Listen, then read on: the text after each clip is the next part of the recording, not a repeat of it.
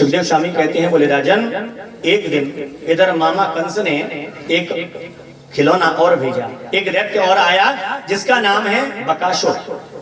बकासुर नाम का दैत्य बगुले के रूप में आया और यमुना के किनारे बैठा है। भगवान जब खेलने जाते हैं, आज महाराज उस बगुले ने भगवान को अपनी चोंच में भर लिया और जैसे चोंच में भर करके मारना चाहता है, भगवान ने अपने शरीर को बढ़ाया और बकासुर का उद्धार कर दिया। सुखदेव स्वामी कहते हैं, बोले राजन, आज भगवान कुछ और बड़े हुए। आज भगवान ने अपने बाबा नंद से कहा, बाबा हम गैया चरा के जाएंगे। बाबा बोले, लाला तुम छोटे हो और अभी गैया चराने के लायक नहीं हो। भगवान बोले, नहीं नहीं बाबा, अब हम गैया चरावे के टाइम जायो करेंगे। नंद बाबा ने कहा, बोले लाला ऐसा करो, तुम अभी छोटे हो तो एक काम करो, ये छोटे छोटे जो बछड़ा हैं इनको चरा लाया करो। अब तो महाराज भगवान छोटे छोटे बछड़ों को लेकर के गैया चराने जाते हैं यमुना के किनारे। छोटी छोटी गैया और छोटे छोटे ग्वाल और छोटो सो मेरो मदन गोपाल। छोटे से कन्हैया, छोटे छोटे ग्वाल वाल और छोटे छोटे बछड़े चराने ले जाते हैं। एक दिन की बात देखो, भगवान की लीला। एक दिन की बात भगवान ने आज ग्वाल वालों से कहा, बोले ग्वाल वालों, आज अपने घर से नाश्ता करके कोई नहीं जाएगा, तो बोले यमुना के किनारे ही अपन भोजन करेंगे, नाश्ता करेंगे। बोले सभी अपने अपने घर से कुछ न कुछ लेकर के आना। आज छोटे छोटे ग्वाल वाल अपने अपने घर से कुछ न कुछ लेकर के गए, लेकिन एक जो ग्वालवाल था जिसका नाम है मधुमंगल, कुछ नहीं ले गया, क्योंकि था ही नहीं कुछ, गरीब था। आज भगवान यमुना के किनारे बैठे हुए हैं, बीच में भगवान बैठे हैं, चारों तरफ ग्वालवाल बैठे हैं और मधुमंगल से बोले, मधुमंगल तू कुछ नहीं लाया? मधुमंगल बोला, भैया मेरे घर नहीं था कुछ, मैं कल ले आऊंगा। बोले कल नहीं, आज ला, अभी ला। मधुमंगल बेचारा शर्म के मारे कह नहीं रहा था, और कुछ है ही नहीं घर में तो लाए क्या। इस दृश्य को ब्रह्मा जी देख रहे थे। ब्रह्मा जी ने मन में विचार किया, बोले मैं भी तो देखूं, ये ब्रह्म है, ये कृष्ण कौन है, इसकी परीक्षा भी तो लूं। ब्रह्मा जी देख रहे थे, मधुमंगल को भेजा घर।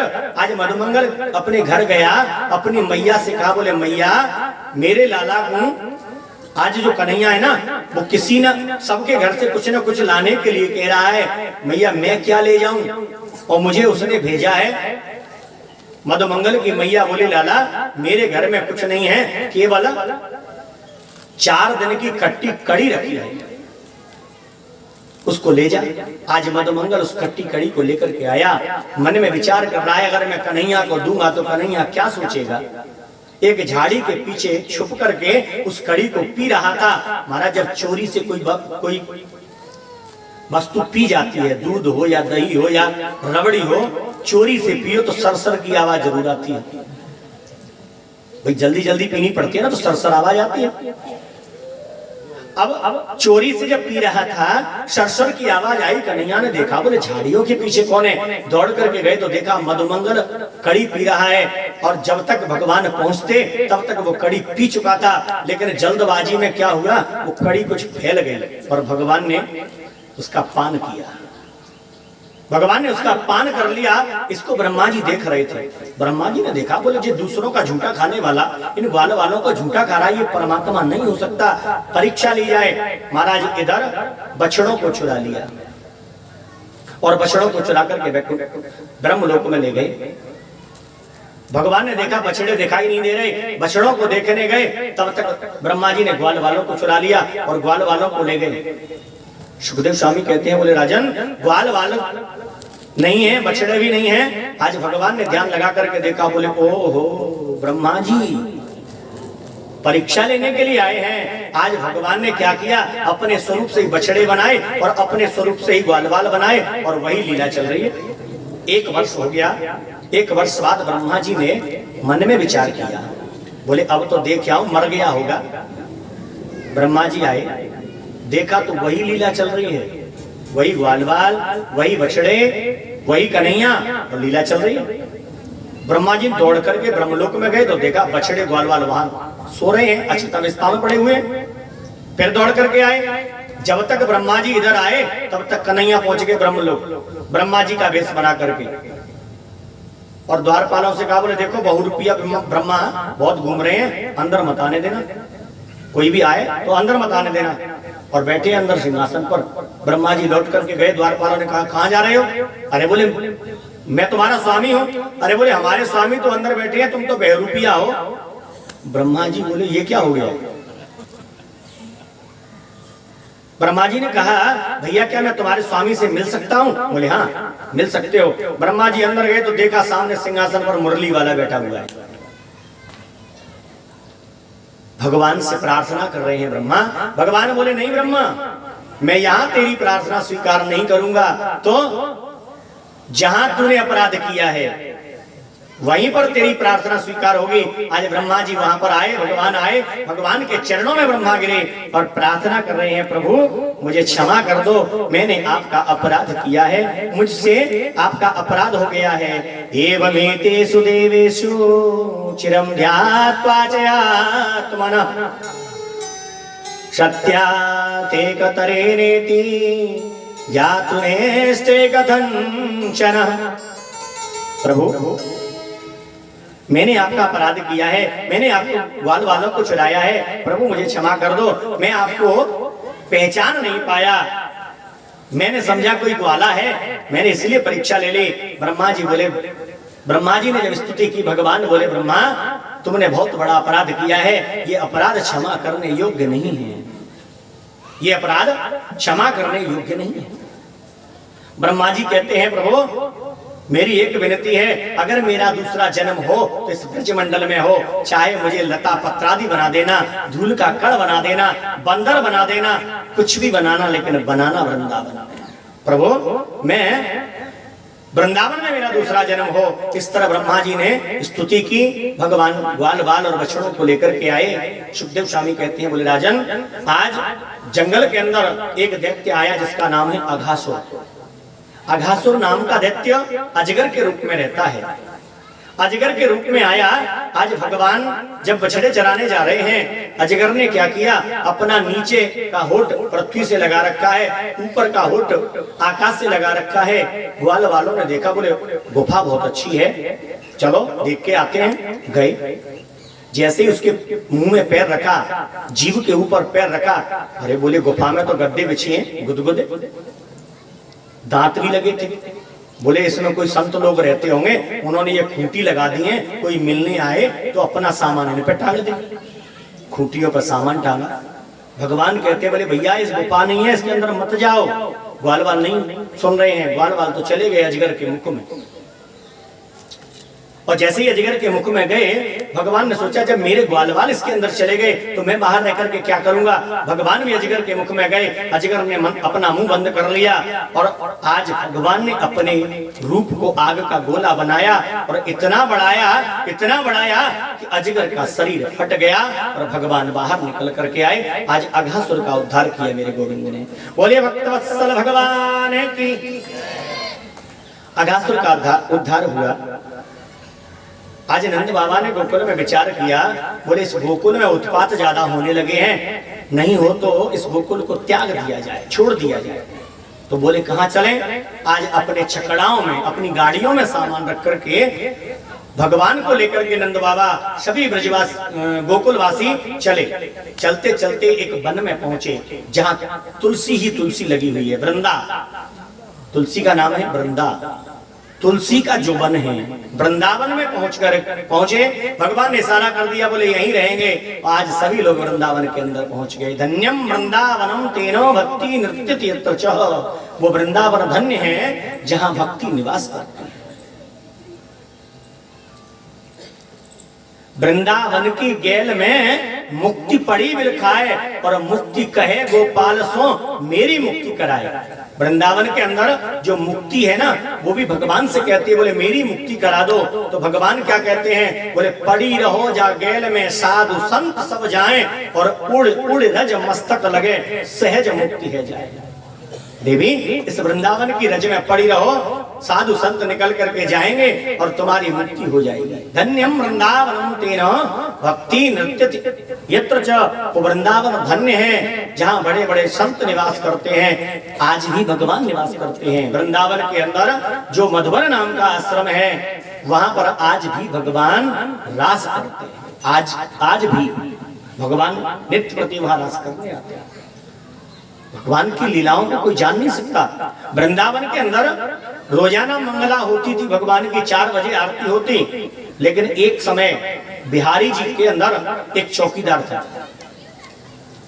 चौकीदार मंदिर में लगा हुआ था, उसने, वो भगवान का भक्त था, उसने देखा भगवान रात में कहीं जाते हैं।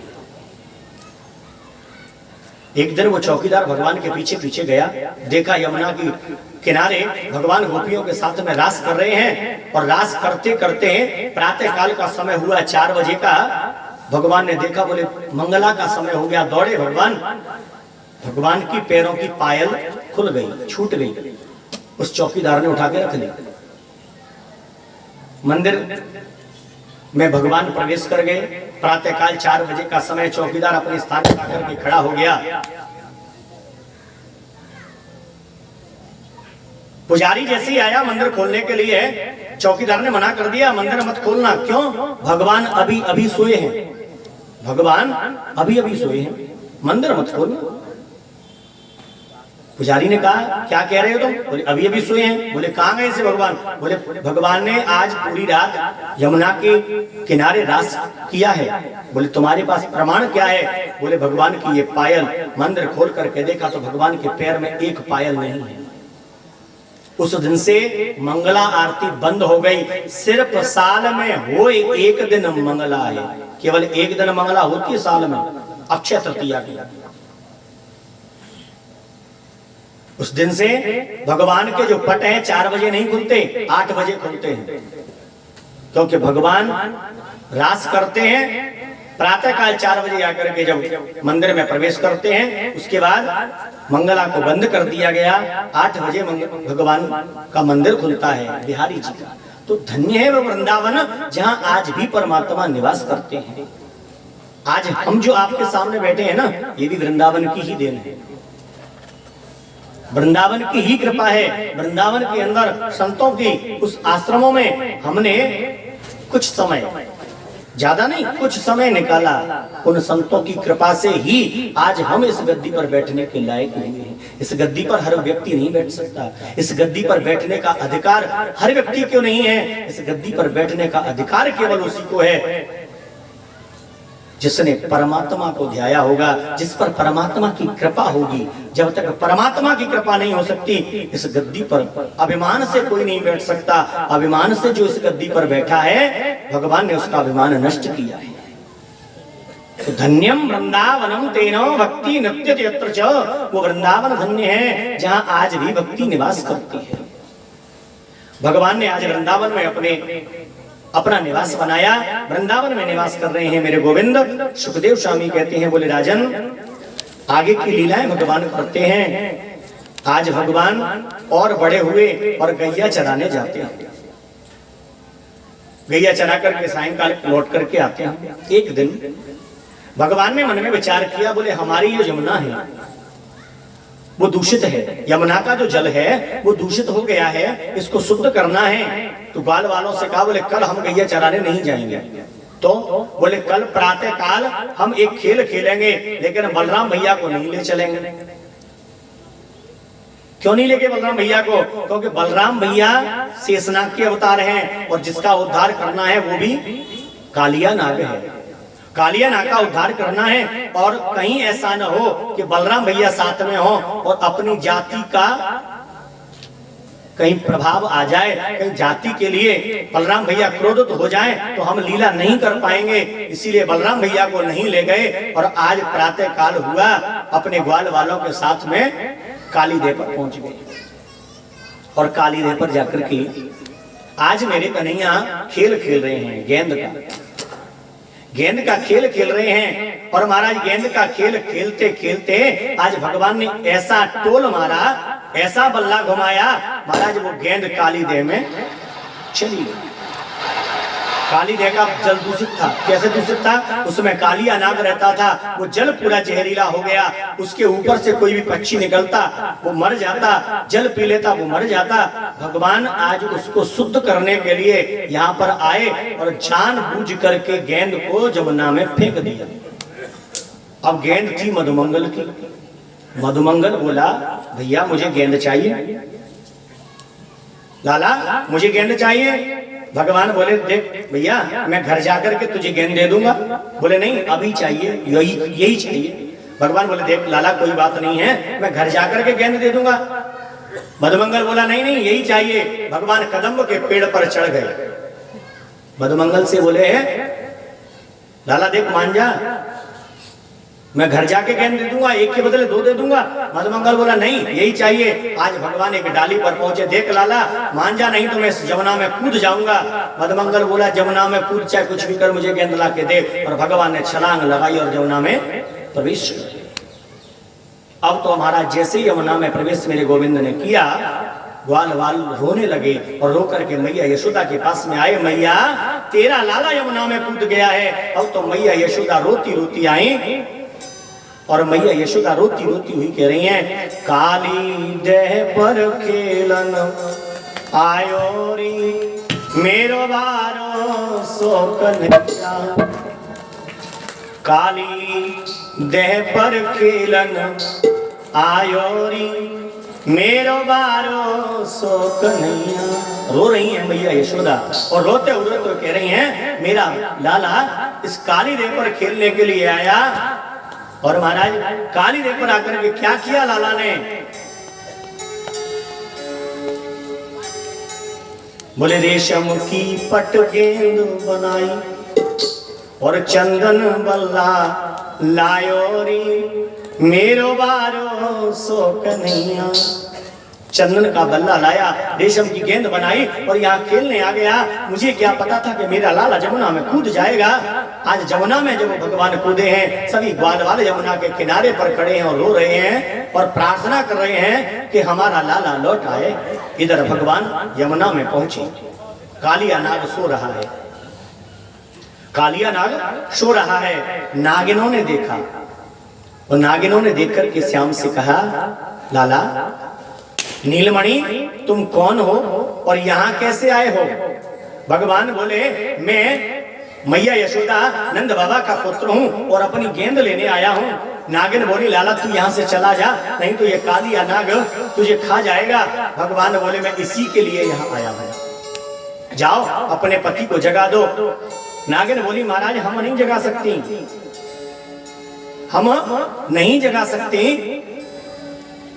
भगवान बोले, ठीक है तुम नहीं जगा सकती तो मैं ही जगा लेता हूं। और भगवान दौड़ करके गए, एक लात कालिया को मारी। लाल कालिया फुफकार करके उठा। अब तो महाराज जैसे फुफकार करके कालिया उठा, भगवान ने कालिया को देखा, कालिया ने भगवान को देखा। अब तो महाराज कालिया ने अपने फणों के द्वारा भगवान पर आक्रमण कर दिया और भगवान बार बार अपने आप को बचाते हैं और कालिया को खेल खिला रहे हैं।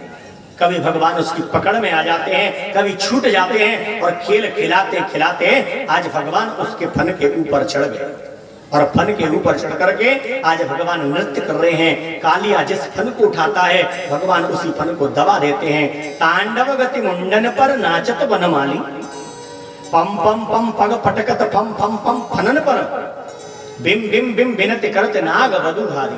तांडव गति मुंडन पर नाचत बनमाली। आज भगवान उस कालिया के फणों पर नृत्य कर रहे हैं।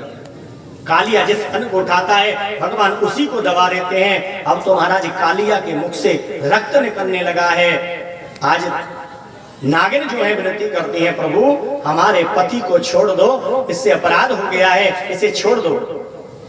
भगवान बोले, कालिया मैं तुझे छोड़ दूंगा पर तू यहाँ से चला जा। कालिया ने कहा, बोले महाराज कहाँ चला जाऊं? बोले कहीं भी जा लेकिन यहाँ से चला जा। क्यों?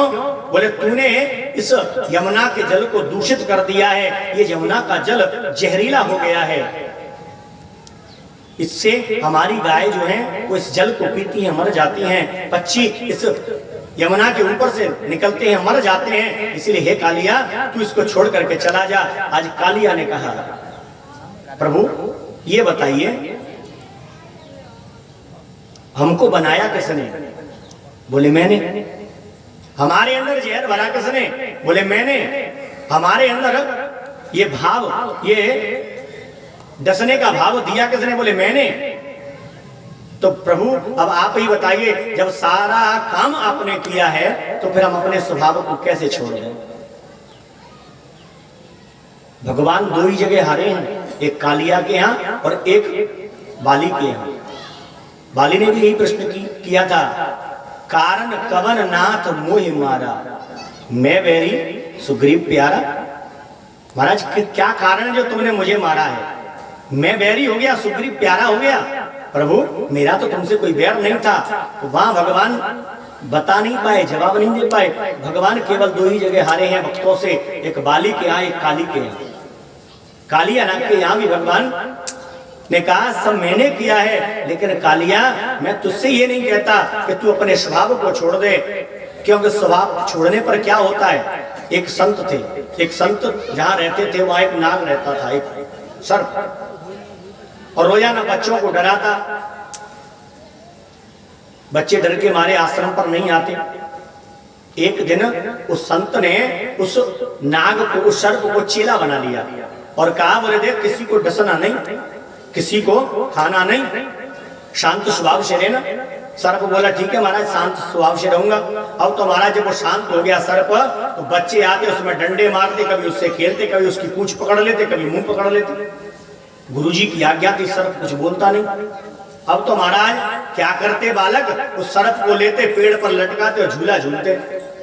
बेचारे की नस नस तोड़ दी बच्चों ने।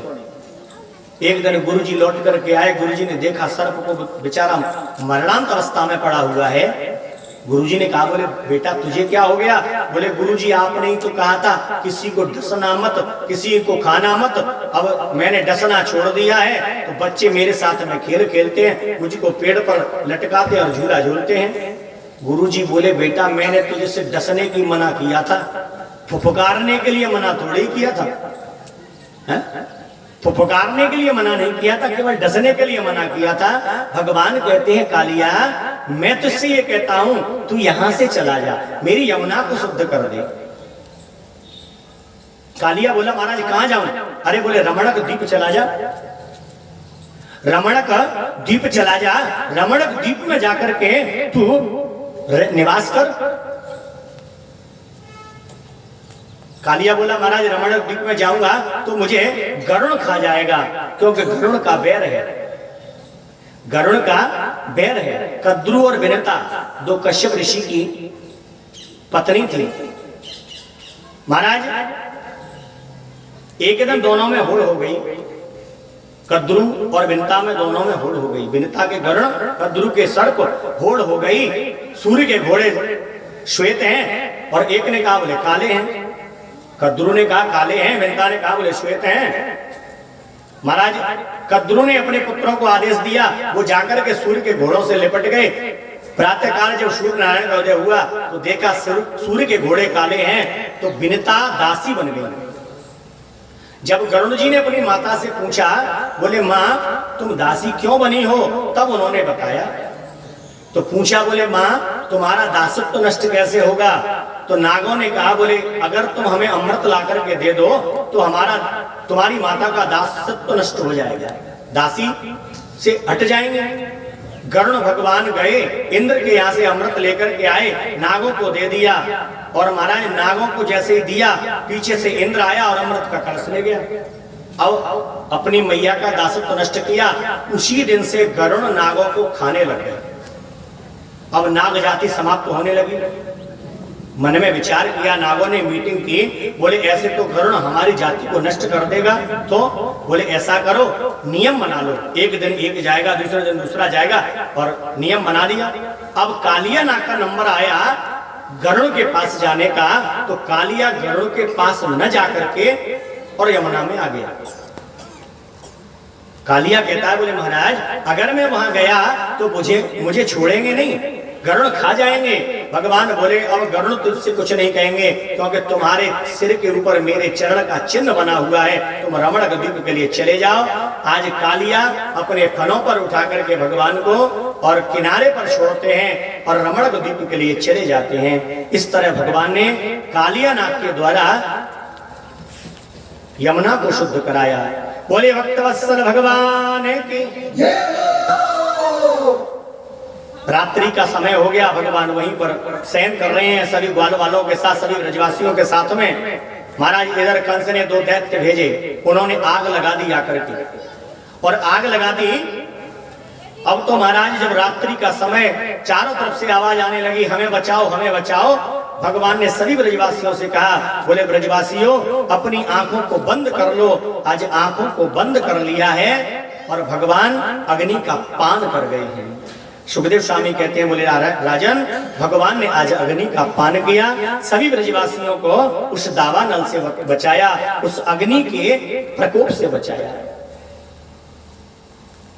सुखदेव स्वामी कहते हैं, बोले राजन एक दिन की बात, कार्तिक का महीना, हेमंत ऋतु, हेमंते प्रथमे मासे नंद ब्रज कुमारिका चेरुहरविश्यवन्याना कात्यायन्यर्चना व्रतम।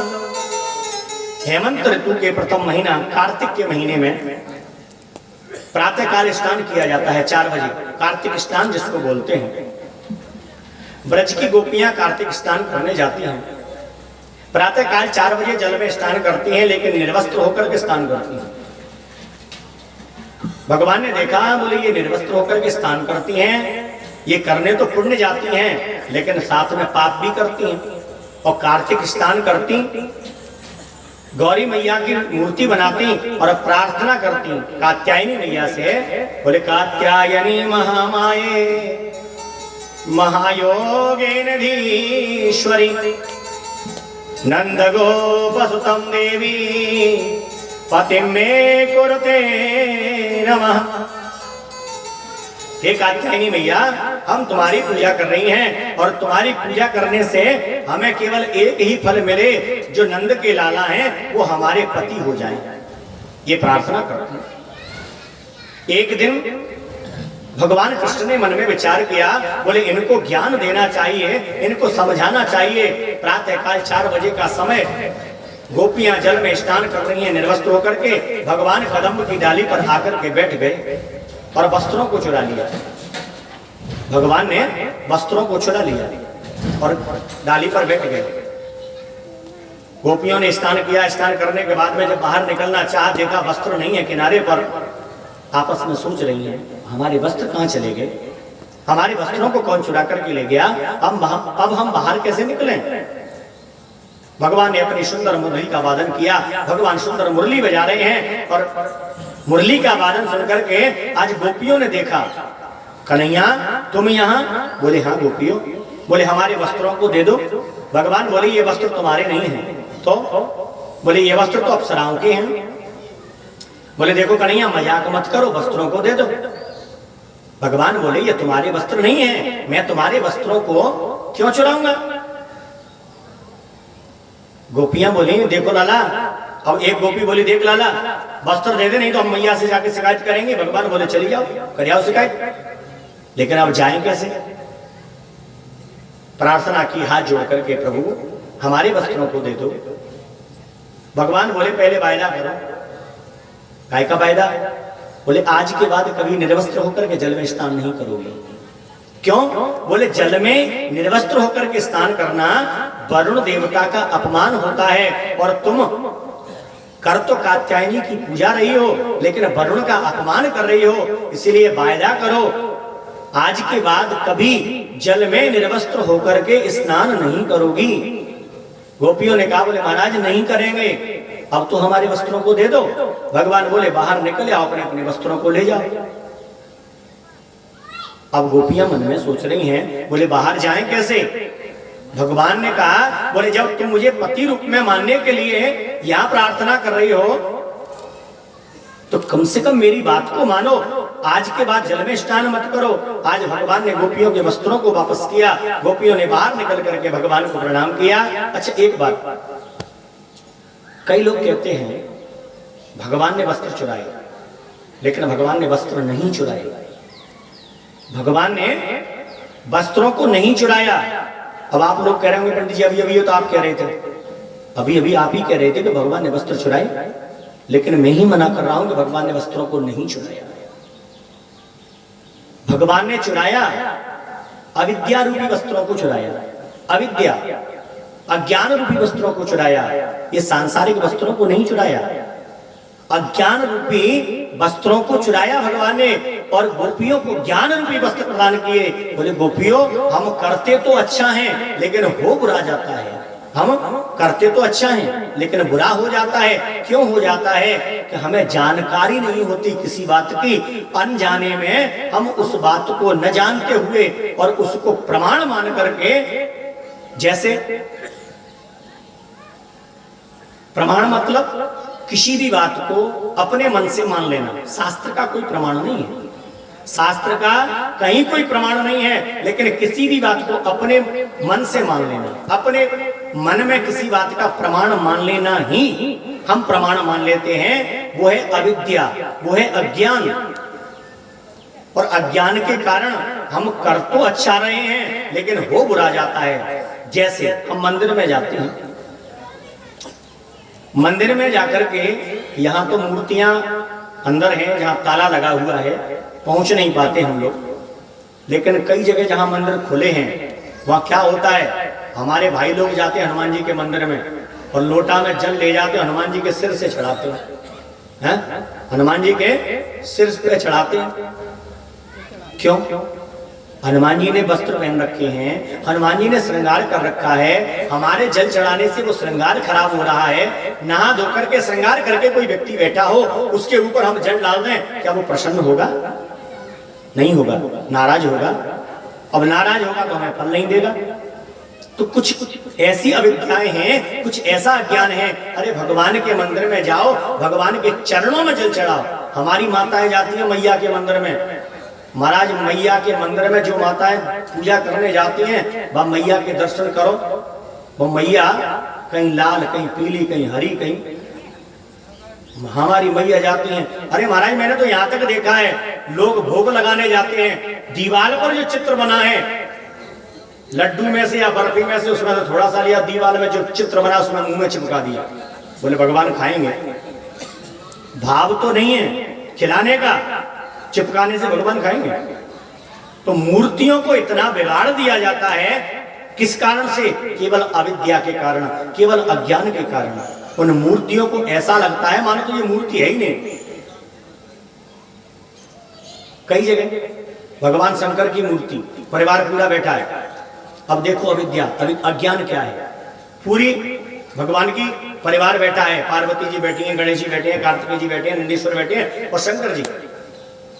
और हम जाते हैं स्नान कराने, पहले गणेश जी पे चढ़ाएंगे, फिर पार्वती जी पे चढ़ाएंगे, कार्तिकेय जी पे चढ़ाएंगे, नंदीश्वर पे चढ़ाएंगे, तब शंकर जी को चढ़ाएंगे।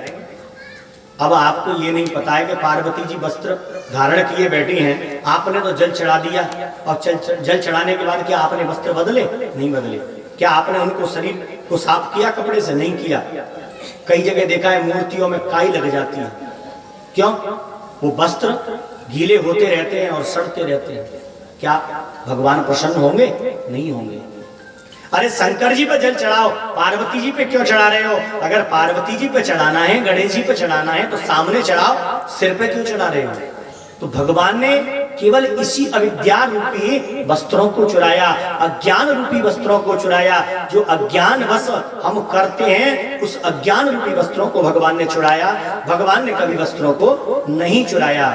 चीर हरण की लीला से भगवान हमें ये ज्ञान देना चाहते हैं, बोले अज्ञान वश हम जो अपराध कर रहे हैं उसको मत करिए, जान करके उस विधि के अनुसार भगवान की पूजा करिए, उस विधि के अनुसार कार्य करिए। बस यही ज्ञान रूपी वस्त्र हैं। भगवान ने गोपियों के द्वारा हमको यही ज्ञान दिया है। इसीलिए कभी भी मंदिर में जाओ, कभी भी भगवान के यहाँ जाओ, महाराज भगवान को दूर से प्रणाम करो। भोग लगाना है तो दूर से दिखाओ, सामने रखो और भोजन कराओ। देखो भाव होना चाहिए, अगर भाव नहीं है तो कुछ नहीं है। भाव बिन रीझे नहीं मूर्ति को पालकी। भगवान स्वयं कहते हैं भाव का भूखा हूं मैं, भाव ही एक सार है। भाव से भजताज मुझको तो भव से बेड़ा पार है। अन्न धन और वस्त्र भूषण कुछ न मुझको चाहिए, एक हो जा तू मेरा, बस यही मेरा सत्कार है। तो भाव बिना भगवान की मूर्ति रीझती नहीं है। और भक्त भगवान से क्या मांगता है, हमें क्या मांगना चाहिए भगवान से? बोले हमें मांगना चाहिए भगवान से न किसी का फेंका हुआ मिले। हे प्रभु, जब हम मंदिर में जा रहे हैं तो मांगो, मैं मांगने की मना नहीं करता, लेकिन क्या मांगना है? न किसी का फेंका हुआ मिले, न किसी का छीना हुआ मिले। न किसी का फेंका हुआ मिले, न किसी का छीना हुआ मिले, मुझे बस मेरे नसीब में लिखा हुआ मिले। मुझे बस मेरे नसीब में लिखा हुआ मिले। न मिले ये भी तो कोई गम नहीं, न मिले ये भी तो कोई गम नहीं। मेरे नसीब में जो लिखा है अगर वो नहीं मिले तब भी कोई गम नहीं है, लेकिन प्रभु मुझे बस मेरी मेहनत का किया हुआ मिले। जो मैं मेहनत कर रहा हूं वो मुझे मिल जाए और मुझे कुछ नहीं चाहिए, ये मांगना चाहिए। तो भाव, देखो भाव के लिए मैं एक आपको कथा सुनाता हूं। एक रामदास नाम का बालक एक संत के यहां रहता। संत जी रोजाना पूजा करते। राम जी, जानकी जी, लक्ष्मण जी और हनुमान जी की मूर्ति थी, मंदिर था, पूजा करते रोजाना। एक दिन संत को जाना पड़ा कहीं। संत ने रामदास से कहा, बेटा मैं जा रहा हूं, तुम पूजा करना। रामदास ने कहा, बोले प्रभु मुझे बताओ पूजा करनी कैसे है, मैं जानता नहीं हूं। संत जी ने बताया, देखो ये राम जी हैं, ये लक्ष्मण जी हैं, ये जानकी जी हैं, ये हनुमान जी हैं। अब रामदास ने कहा, बोले महाराज मैं नहीं जानता ये लक्ष्मण राम कौन होते हैं। तो उन्होंने एक रिश्ता बना दिया। बोले ये पापा हैं, ये मम्मी हैं, ये चाचा हैं और ये भैया हैं। बोले करना क्या है? बोले इनको पहले तो स्नान कराना है, नहलाना है, उसके बाद बोले भोजन बना करके इनका भोजन कराना है। स्नान कराने के बाद श्रृंगार करके और भोजन कराना है। बोले ठीक है गुरुदेव। चले गए गुरुदेव चले गए कार से। अब रामदास ने क्या किया, दूसरे दिन पानी का भगोना भरा, भगवान के सामने रख दिया, बोले नहा लो। और आप चले गए, भोजन बनाया, दो टिक्कर सभी के लिए, 2 टिक्कर राम जी के लिए, 2 लक्ष्मण जी के लिए, 2 जानकी जी के लिए, 2 हनुमान जी के लिए, 2 अपने लिए टिक्कर बनाए। 8 टिक्कर ले जाकर के मंदिर में रख दिए। और गुरुजी ने एक बात और कही, बोले जब तक भगवान न पाए तब तक तुम मत पाना। अब भगवाना रखा है, नहाए नहीं भगवान। रामदास ने बोला कोई बात नहीं है, सर्दी ज्यादा है मत नहाओ। भोग रख दिया सामने। पालो महाराज, नहीं पा रहे हैं। ध्यान आया, ओ मैंने पर्दा नहीं लगाया, पर्दा लगा दिया। बोले पालो महाराज। थोड़ी देर बाद पर्दा हटा के देखा, भगवान ने नहीं पाया। सुबह से शाम हो गई लेकिन भगवान ने नहीं पाया। अब जब तक भगवान ने नहीं पाया तब तक रामदास ने भी नहीं पाया, क्योंकि गुरुदेव ने कहा है जब तक भगवान न पाए तब तक तुम मत माना। नहीं पाया। अब तो महाराज रामदास सुबह से शाम हो गई, आखिरकार भगवान को आना पड़ा। भगवान आए, प्रसाद पाया, फिर मूर्ति में समाहित हो गए। 2 टिक्कर पा गए।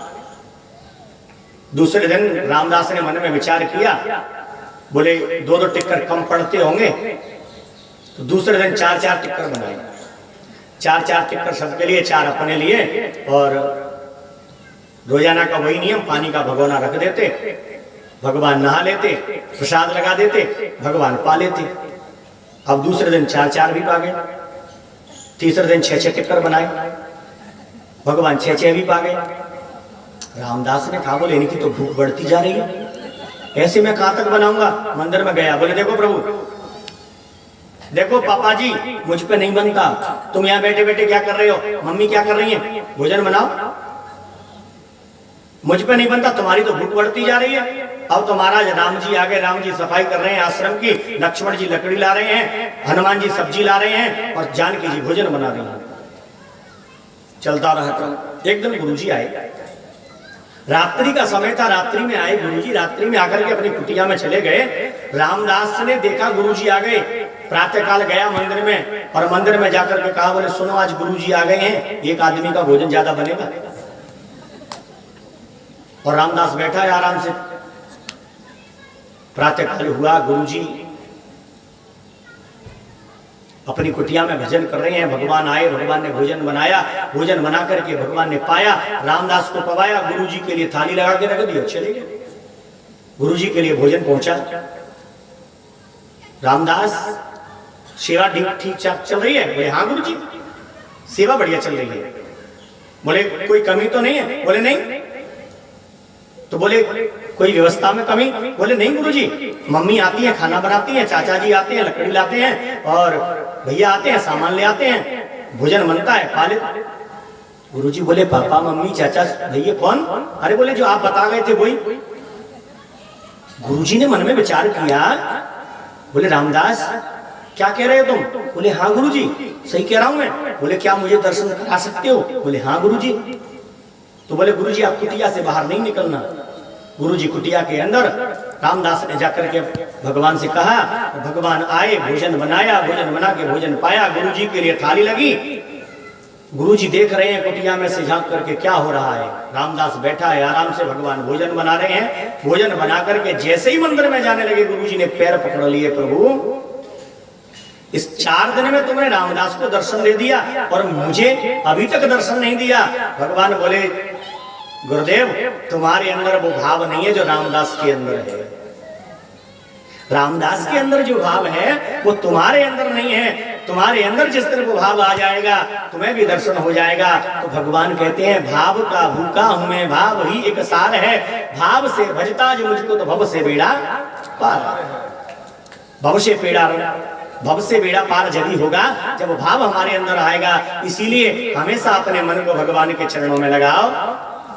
मन भूल मत जइयो राधा रानी के चरण, मन भूल मत जइयो राधा रानी के चरण। बड़े भाव से, प्रेम से और श्रद्धा से और ताली बजाते हुए, गाते हुए सभी लोग राधे रानी के चरणों में अपने मन को लगाएंगे।